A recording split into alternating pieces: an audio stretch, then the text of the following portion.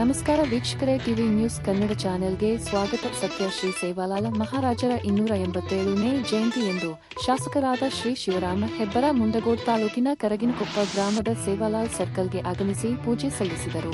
ಸತ್ಯ ಶ್ರೀ ಸೇವಾಲಾಲ್ ಮಹಾರಾಜರ ಜಯಂತಿಯ ಪ್ರಯುಕ್ತ ಮುಂಡಗೋಡ್ ತಾಲೂಕಿನ ಕರಗಿನಕೊಪ್ಪ ಗ್ರಾಮದ ಸತ್ಯ ಶ್ರೀ ಸೇವಾಲಾಲ್ ಯುವಕ ಮಂಡಳಿಯ ಯುವಕರು ಸೇವಾಲಾಲ್ ಜಯಂತಿ ಪ್ರಯುಕ್ತ ಸ್ವಚ್ಛತಾ ಕಾರ್ಯಕ್ರಮದೊಂದಿಗೆ ಸೇವಾಲಾಲ್ ಜಯಂತಿಯನ್ನು ವಿಜೃಂಭಣೆಯಿಂದ ನೆರವೇರಿಸಿದರು.